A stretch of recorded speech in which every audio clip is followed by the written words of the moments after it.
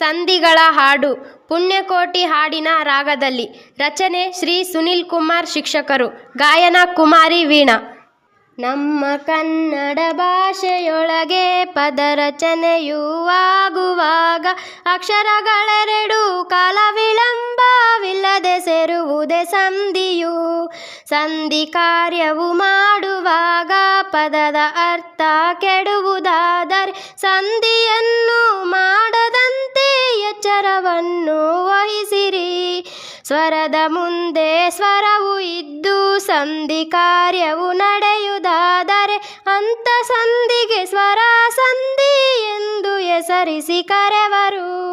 ಸ್ವರದ ಮುಂದೆ ವ್ಯಂಜನವಾಗಲಿ ವ್ಯಂಜನದ ಮುಂದೆ ಸ್ವರವು ಆಗಲಿ ವ್ಯಂಜನದ ಮುಂದೆ ವ್ಯಂಜನ ಬಂದರೆ ವ್ಯಂಜನ ಸಂಧಿ ಎನ್ನುವರು. ಸಂಧಿಗಳಲ್ಲಿ ವಿಧಗಳೆರಡು, ಕನ್ನಡ ಮತ್ತು ಸಂಸ್ಕೃತ ಸಂಧಿ. ಕನ್ನಡ ಸಂಧಿಯಲ್ಲಿ 3 ಪ್ರಕಾರ, ಸಂಸ್ಕೃತದಲ್ಲಿ 7 ಪ್ರಕಾರ. ಕನ್ನಡ ಪದಕ್ಕೆ ಕನ್ನಡ ಪದವು, ಕನ್ನಡ ಪದಕ್ಕೆ ಸಂಸ್ಕೃತ ಪದವು ಸೇರಿ ಸಂಧಿ ಕಾರ್ಯ ನಡೆದರೆ ಕನ್ನಡ ಸಂಧಿ ಎನ್ನುವರು. ಪೂರ್ವಪರ ಪದಗಳಲ್ಲಿ 2 ಸಂಸ್ಕೃತ ಪದಗಳಿರಲು ಸುಲಭವಾಗಿ ತಿಳಿಯಬಹುದು ಈ ಸಂಸ್ಕೃತ ಸಂಧಿಗಳು.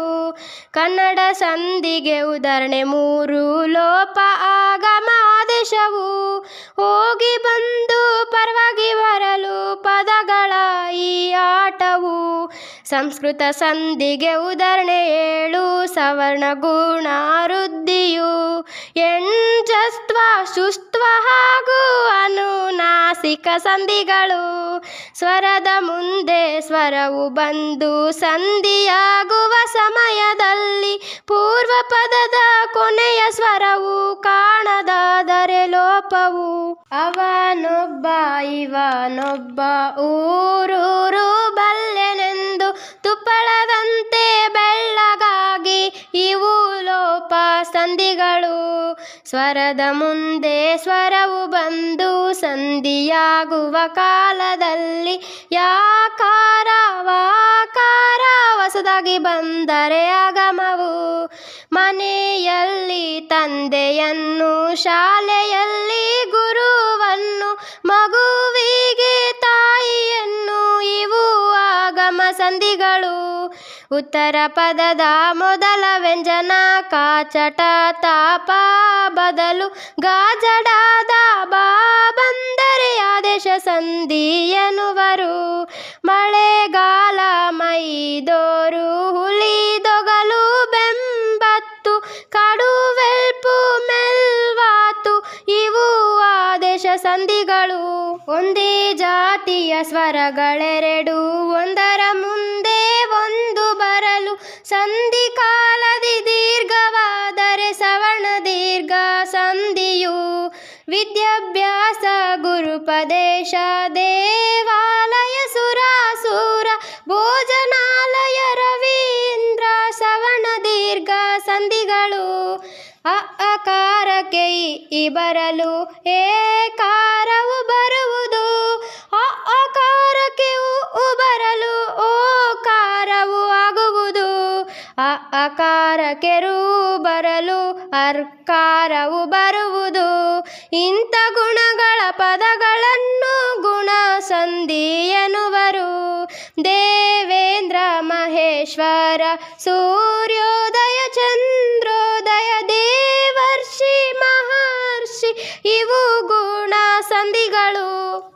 ಅಕಾರಕ್ಕೆ ಎ ಬಂದರೆ ಐಕಾರವು ಬರುವುದು, ಅಕಾರಕ್ಕೆ ಉ ಬರಲು ಔಕಾರವು ಬರುವುದು.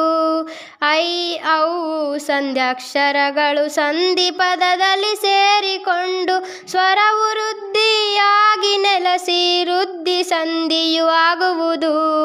ಏಕೈಕ ಲೋಕೈಕ ಜನೈಕ ಜಲೌಗ ವನೌಷಧಿ ಅಷ್ಟೈಶ್ವರ್ಯ ಇವು ಶುದ್ಧಿ ಸಂಧಿಗಳು. ಇಕಾರಕ್ಕೆ ಯಕಾರವು, ಉಕಾರಕ್ಕೆ ವಾಕಾರವು, ಋಕಾರಕ್ಕೆ ರಾ ಬಂದರೆ ಎಣ್ ಸಂಧಿ ಎನ್ನುವರು. ಅತ್ಯಂತ ಅತ್ಯವಸರ ಅಣ್ವಸ್ತ್ರ ಜಾತ್ಯತೀತ ಪಿತ್ರಾರ್ಜಿತ ಕೋಟ್ಯಾಧೀಶ್ವರ ಇವು ಎಣ್ ಸಂಧಿಗಳು. ಪೂರ್ವ ಪದದ ಕೊನೆಯ ವ್ಯಂಜನ ಕ ಚಟ ತ ಪಗಳಿಗೆ ಗಜಡಾದ ಬಾ ಬಂದರೆ ಜಸ್ತ್ವ ಸಂಧಿ ತಿಳಿಯಿರಿ.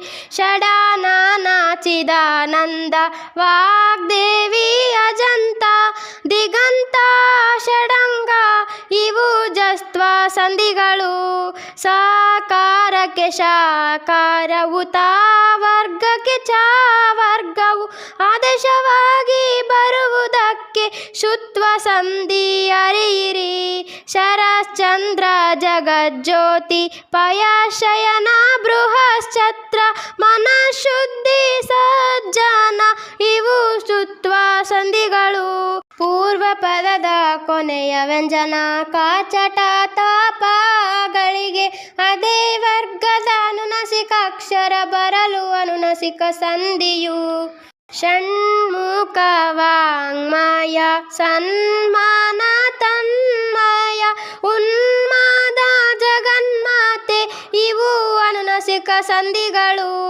ಕನ್ನಡ ಭಾಷೆಯ ಸೊಬಗು ಮೆರೆವ ಸರಳ ಸುಂದರ ಹಾಡಿದು, ಸಂಧಿಗಳನ್ನು ತಿಳಿಸಿಕೊಡುವ ಸಂಧಿಗಳ ಈ ಹಾಡಿದು.